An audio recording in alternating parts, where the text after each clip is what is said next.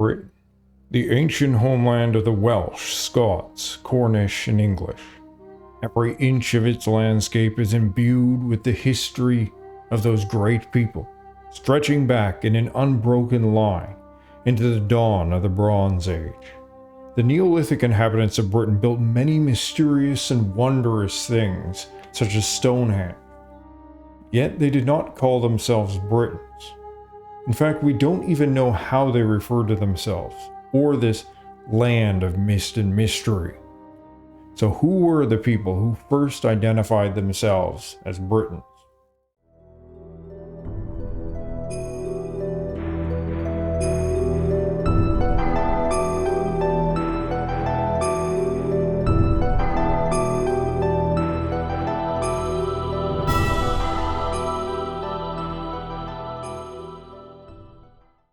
Now, around 2450 BC, the Bell Beaker people begin to appear in Britain.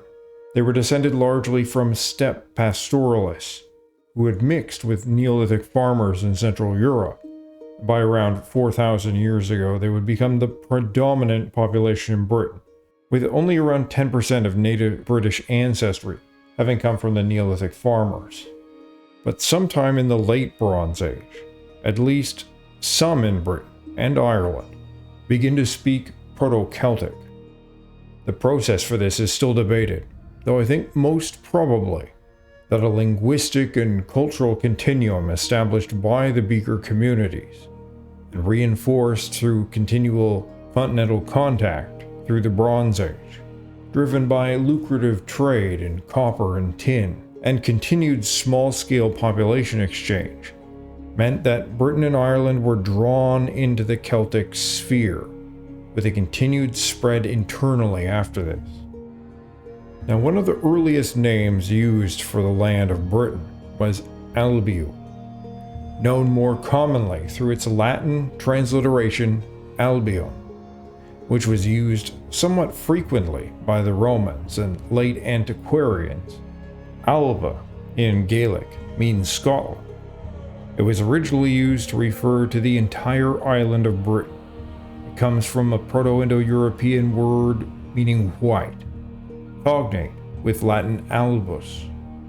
Now, some, including myself, have floated the idea that it was used by early settlers of the land to describe the white cliffs along the southern coast that they would have seen while making their journey. However, there is another equally or more plausible origin for the name. It refers to the upper world, the realm of light, as opposed to the underworld, the realm of darkness. Possibly it was even the name used to refer to the entire world.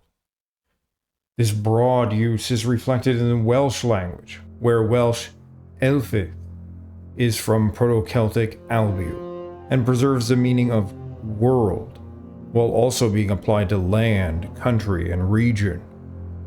This can be seen in the Slavic word svet, which means light or world. In ancient Greek poetry, the world of the living is frequently referred to as that which the light of Helios shines upon, while the underworld is the place which never sees his light. So Albiu would mean something similar to Old Saxon Middlegard, or Norse Midgardr, Middle Earth. English tends to use the word world now to mean Middle Earth, but which etymologically means man age from whereas, as in werewolf, and aldis, as in age, or old. But what about Britain? While Albiu seems to have originated from a word referring to world of the living, Britain is different. It was derived from an ethnic name used by some, if not most, of the inhabitants of Britain, at least since the Iron Age, if not before. During the late Bronze Age, we cannot be exactly sure how widespread the Celtic language was in Britain. It likely existed alongside other closely related Indo-European dialects, merging and eventually overtaking them completely by the mid-Iron Age at least, in most places. Thus, by the time of the first real knowledge of Britain emerges in the ancient historical sources, Britain would have been almost entirely Celtic, largely speakers of the Brythonic variant. The oldest source for the name Britain comes from the Greek explorer Pytheas.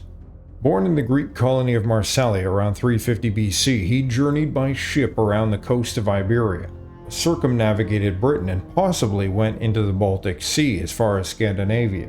He took an approximation of the coastal distance of Britain, exploring the land and meeting people. Nothing survives directly from his writings, but he was quoted numerous times by later Greek writers. Though the earliest Greek mention of the island of Britain can actually be found in the writings of Herodotus, he doesn't actually know it by this name. He simply calls it the Tin Island, due to its important position in the European and Mediterranean tin trade. Pytheas called it Britannicae, or Pritanicae, taken from the Brythonic Pritani, the land of the Britones. Brito singular, in other words, it was a common, or at least frequent ethnic name, which Pytheas encountered in his travel. Its Proto-Celtic form would be Cruithin, used by the Gaels as the ethnic name for all of those of Britain, but later restricted to the Picts. However, it was also used to refer to some tribes within Ireland itself, largely situated in the province of Ulster. The root of the name comes from Proto-Celtic Cruit, the origin of the Welsh Prid and Gaelic Cruch. It means form, shape, or appearance. In modern Scottish Gaelic, cruach is a verbal form meaning to make, shape, or create. In Welsh, prid is often associated with coloration, and some have proposed that it was a name based on the act of painting or tattooing the body, comparing it to the Roman ascribed name of Pict to the northern dwelling Britons. However, far more likely is that the name means the shapers or the creators. A tribal name of similar meaning, Dielna, from the Proto-Celtic Dielwa, also meaning shape, form, or image, cognate with Latin dolo, meaning to hue or fashion. Now consider in Gaelic mythology, one of the key aspects of the gods is that they are the ones who possess the arts, which are bestowed upon men, the source of man's ability to create. It's been argued as to exactly how widespread this ethnic name really was, but a few clues suggest that it was widespread indeed. The first is that it continued to be used to some extent by the Welsh, where it appears as Prydain. It is earliest used to refer to all the peoples of Britain, excluding the English, but more and more it was used to refer to Scotland, with the closely linked word Prydain used to refer exclusively to the Picts. The whole island was called Ynys Prydain, the island of the Prydain. Modern Welsh Brython is actually derived from Latin, while Prydain is the Welsh continuation of the original Celtic form. Now, the shift of the ethnic name north by the Welsh, mirroring the development of the use of Cruithin, or in modern pronunciation, Cruithin, among the Gaels. It's a second reason to think it was widespread, and had earlier referred to a common ethnic name which increasingly went out of fashion in the Roman-occupied and influenced regions in the south. The Welsh increasingly associate the ethnic name with the Picts, while continuing to use it to refer to the people of the whole island to a limited extent, partly under Latin influence. Many people wonder what the true native ethnic name for the Picts might have been, and given the convergence of Gaelic and Welsh sources on this, a local related form of Pritani was very likely the ethnic name that they used for themselves, continuing its use while it fell out of favor in the south. Another hint at its ancient origin is its use in Ireland. The Gaels of the early medieval period were fully capable of borrowing the P sound or substituting it for a B. They did likewise for many Latin words which were adopted following the spread of Christianity, and there are many words from the earliest Gaelic writings which use P in borrowed words. So if they had adopted the name Cruithin from the Brythonic, then they would have just used P or B, and would have mimicked the sound Pritani, rather than using Cruithin. This likely suggests that Cruithin isn't a Gaelic transliteration of Pritani, but a Gaelic form of the ethnic name which evolved from Proto-Celtic. If so, then the ethnic name actually belongs to the Proto-Celtic period, which puts it back, possibly, into the Bronze Age. The Cruithin in Ireland do not appear to have been recent settlers from Britain, although it's very likely that they did settle in Ireland from Britain at some point. It's also possible that they were the descendants of an earlier ethnic group, which existed in both Britain and Scotland during the Proto-Celtic period.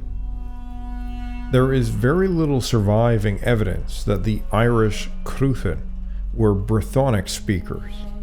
Yet in an account of Columba's mission to the Picts written by St. Adamnan, it was said that he took some men of the Cruithin with him to act as translators. Some accounts of the life of St. Colmcille also state that he was fostered by St. Cruithin.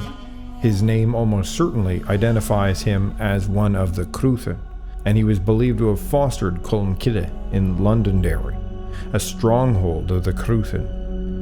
However, if Brythonic had been the native language of the Cruithin, St. Columba would have needed no translator, because his foster father would have taught him the language during his fosterage, and the saint grew up with the Cruithin. In Northern Ireland, several place names still exist based on them. Duncroon is from Duncruithin, fort of the Cruithin. Drumcroon, ridge of the Cruithin. Ballycroon, pass of the Cruithin.